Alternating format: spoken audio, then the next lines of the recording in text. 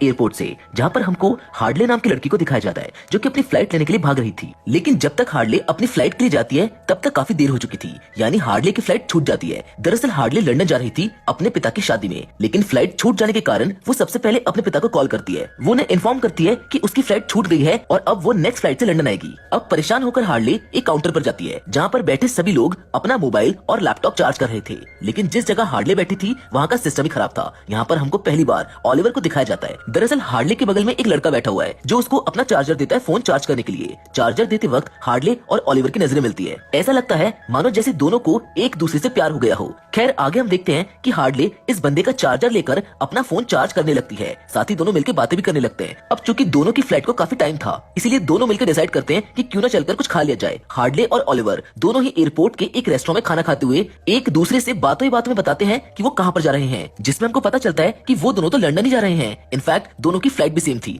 इन बातों से साफ नजर आ रहा था कि दोनों ही एक दूसरे में इंटरेस्टेड है। वैसे यहाँ पर हार्डले ओलिवर को बताती है कि कैसे उसकी पहली फ्लाइट छूट गई। तभी इन दोनों की बातों के बीच इनको पता चलता है कि फाइनली उनकी फ्लाइट आ चुकी है। जल्दी वहाँ से निकलकर ये दोनों फ्लाइट में पहुंच जाते हैं, जहाँ सैडली ओलिवर की सीट तो किसी और जगह पर है और हार्डली किसी और जगह पर। ओलिवर इससे थोड़ा निराश होता है और अपनी सीट पर जाकर बैठ जाता है, बट अनफॉर्चुनेटली या फिर आप बोल सकते हैं कि फॉर्चुनेटली उसको पता चलता है कि उसकी सीट बेल्ट तो टूटी हुई है। इसीलिए अब ओलिवर के बुलाने पर एयर होस्टेस वहाँ पर आती है जो ओलिवर को दूसरी सीट पर जाकर बैठने को कहती है, मगर बाय चांस हार्डले के बगल वाली सीट भी खाली होती है। एयर होस्टेस ओलिवर को इशारा करके उसी सीट पर बैठने को बोलती है। ये देखकर तो हार्डले बहुत खुश हो जाती है। इनफैक्ट वो दोनों ही खुश हो जाते हैं। दोनों में बातें चालू हो जाती हैं और ओलिवर बताता है कि उसकी पहली वाली सीट की सीट बेल्ट टूटी हुई थी। अब यहाँ पर हम इन दोनों को देखकर समझ पाते हैं कि हार्डले और ओलिवर दोनों को एक दूसरे में इंटरेस्ट होता है और जब भी वो साथ में होते हैं दोनों अपनी दुनिया में खो जाते हैं और ऐसा लगता है कि मानो बाकी आसपास की दुनिया थम सी गई हो। खैर ओलिवर हार्डले से उसके लंदन जाने का रीजन पूछता है। ऐसा करके वो हार्डले के बारे में और जानना चाहता था। हार्डले बताती है कि वो लंदन अपने फादर की शादी में जा रही है। यहाँ पर हार्डली अपने फैमिली के बारे में भी ओलिवर को खूब बताती है। हार्डले की इन सब बातों को सुनकर ओलिवर भी बताता है कि वो लंदन किस काम के लिए जा रहा है। दरअसल ओलिवर अपनी माँ से मिलने जा रहा है जो कि कैंसर पेशेंट है, जिसके साथ वो ये भी बताता है कि उसके काफी समझाने पर भी उसकी माँ इलाज नहीं करवा रही है। ओलिवर की बातें सुन हम समझ पाते हैं कि ओलिवर अपनी माँ से बहुत प्यार करता है और किसी भी हालत में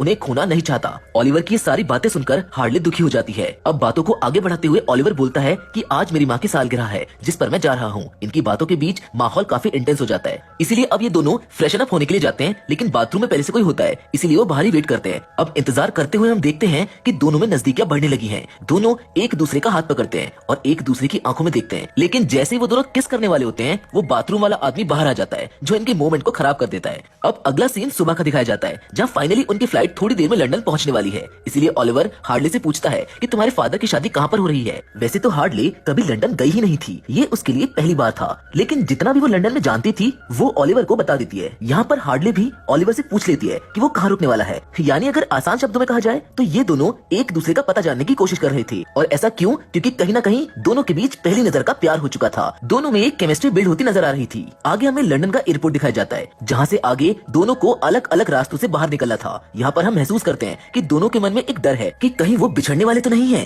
इसलिए ओलिवर हार्डले से उसका मोबाइल मांगता है और अपना नंबर डायल करके उसको दे देता है। अब जिस रास्ते से ओलिवर को बाहर जाना था वो रास्ता बहुत खाली था, इसलिए वो तो जल्दी से बाहर निकल जाता है, जबकि हार्डले जिस रास्ते से बाहर जाने वाली थी उसमें काफी भीड़ थी। और तभी लाइन में इंतजार करने के दौरान एक बंदा हार्डले से आकर टकरा जाता है जिससे उसका फोन स्विच हो जाता है। उसी के साथ अब ओलिवर का नंबर भी जा चुका था। काफी देर के बाद जब हार्डले एयरपोर्ट से बाहर निकलकर आती है तो उसकी आंखें चारों तरफ बस ओलिवर को ही ढूंढ रही होती हैं, लेकिन वो उसको कहीं नहीं मिलता।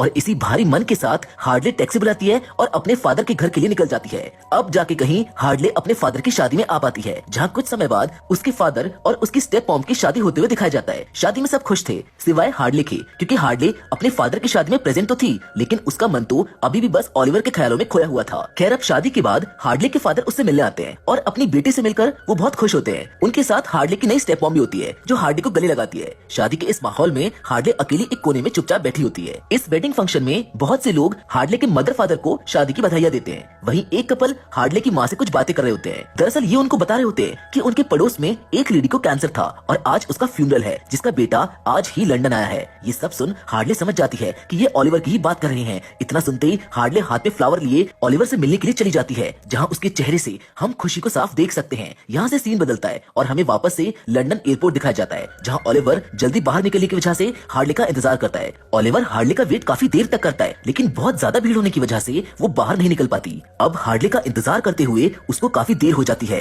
हार्डले तो बाहर नहीं आ पाती, लेकिन ओलिवर का भाई उसको रिसीव करने आ जाता है। ओलिवर अपने भाई के साथ चला जाता है, इसीलिए जब हार्डले बाहर निकल कर आई थी तो उसको ओलिवर नहीं दिखा था। जिसके बाद आगे हमें ओलिवर का घर दिखाया जाता है, जहाँ ओलिवर आकर अपनी फैमिली से मिलता है, जहाँ पर हम देखते हैं कि उसकी माँ तो जिंदा है। दरअसल ये सब ओलिवर की मॉम का आइडिया था, क्योंकि वो चाहती थी कि उनका फ्यूनरल उनकी आंखों के सामने हो, और ये फ्यूनरल शोक में नहीं बल्कि खुशी से मनाया जाएगा। अब फ्यूनरल सेरेमनी में ओलिवर के पेरेंट्स अपनी फैमिली के बारे में बेहद खूबसूरत सी दिल को छू लेने वाली स्पीच देते हैं। स्पीच खत्म होने के बाद ओलिवर अपनी मॉम को समझाता है कि प्लीज आप अपना इलाज करा लो, लेकिन ओलिवर की मॉम ये कहते हुए इससे इनकार कर देती है कि बेटा आज नहीं लेकिन कल तो सबको मरना ही है ना, इसीलिए मैं अपना आखिरी टाइम एंजॉय करना चाहती हूँ। मैं नहीं चाहती कि मैं अपने अंतिम समय में दूसरों पर बोझ बनूं। कहानी में अब आगे हम फिर से हार्डले से मिलते हैं, जो जैसे तैसे पता करके ओलिवर की मॉम के फ्यूनरल पर पहुंच जाती है, जहाँ वो सबसे पहले ओलिवर के भाई से मिलती है। उससे मिलकर फाइनली इसको कंफर्म होता है कि ओलिवर यहीं रहता है और वो सही एड्रेस पर आई है। अब हार्डले जब अंदर जाती है तो उसको पता चलता है कि ओलिवर की मॉम तो अभी जिंदा है। ये देखकर वो सरप्राइज हो जाती है। तब जाकर हार्डले को ये पता चलता है कि इन लोगों ने इनका फ्यूनरल पहले ही रख दिया है। अब इसी बातचीत के दौरान ओलिवर वहाँ पर आ जाता है, जो हार्डले को देख बहुत खुश होता है। दोनों की आंखें फिर से एक बार मिलती है, जहाँ साफ साफ हम उनकी आंखों में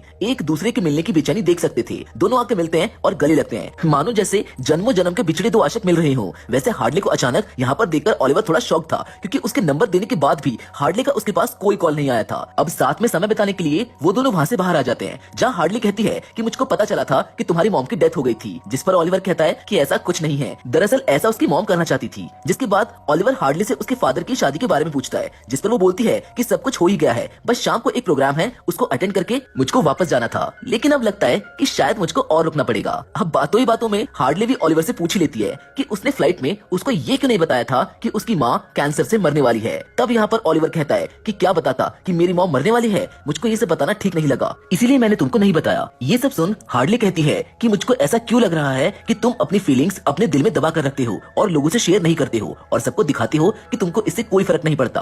हार्डले की इन बातों से ओलिवर को हर्ट होता है और वो इन बातों से थोड़ा नाराज हो जाता है, जहाँ पर वो हार्डले से कहता है कि तुम अभी मुझको जानती ही कितना हो। ओलिवर के इस बर्ताव को देखकर हार्डले बताती है कि मेरा तुमको हर्ट करने का कोई इरादा नहीं था और शायद मैंने यहाँ पर आकर गलती कर दी। ये कहकर वो गुस्से में वहाँ से वापस चली जाती है। तभी एक लड़की हार्डले का बैग ओलिवर को लाकर देती है। दरअसल गुस्से में हार्डले अपना बैग यहीं पर भूलकर चली जाती है। ओलिवर हार्डले का बैग ले लेता है। वहीं दूसरी ओर काफी दूर जाकर हार्डले को एहसास होता है कि वो अपना बैग वहीं ओलिवर के पास ही भूल आई है, जिसमें उसके पैसे भी थे और तो और उसके फोन की बैटरी भी डेड थी। काफी देर लंदन की सड़कों पर घूमने के बाद उसको एहसास होता है कि शायद वो अपने घर का रास्ता भूल गई है। हार्डले के फादर उससे जगह के बारे में पूछते हैं और काफी समय इंतजार करने के बाद हार्डले के फादर फाइनली आ जाते हैं और मिलते ही सबसे पहले वो हार्डले को गले लगाते हैं, क्योंकि वो भी अपनी बेटी से बहुत प्यार करते हैं। हार्डले के फादर उसे पूछते हैं कि आखिर ये सब चल क्या रहा है और तुम यहाँ पर क्या कर रही हो, जिसका जवाब देते हुए हार्डले अपने फादर को ओलिवर के बारे में सब बता देती है कि कैसे वो लोग फ्लाइट में मिले और देखते ही देखते उनमें कब प्यार हो गया उन्हें पता ही नहीं चला। वो बस उससे मिलने बाहर निकली थी, लेकिन शायद मेरा ये डिसीजन गलत था,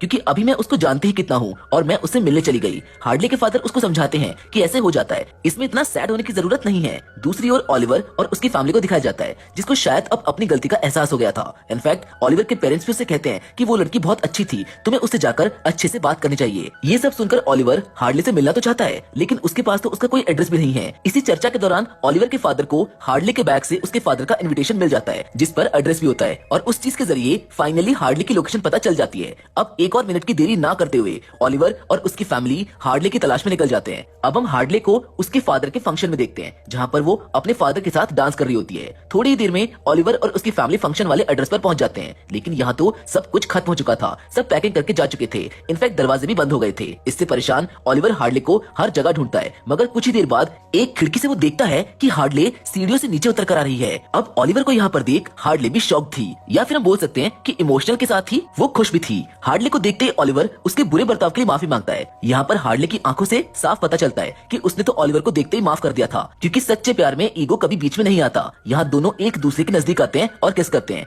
इसी के साथ आज की लव स्टोरी खत्म हो जाती है। वेल, लव कहने के लिए तो 4 लेटर्स का वर्ड है, लेकिन इसकी डेप्थ का किसी को कोई अंदाजा नहीं है। इस आम सी जिंदगी में प्यार वो एक एहसास है जो आपको स्पेशल फील कराता है। प्यार कोई खोजकर मिलने वाली चीज नहीं है, ये तो बस हो जाता है। वेल, इसी सेइंग के साथ अलविदा लेते हैं एक सवाल के साथ, क्या आप लव एट फर्स्ट साइट पर यकीन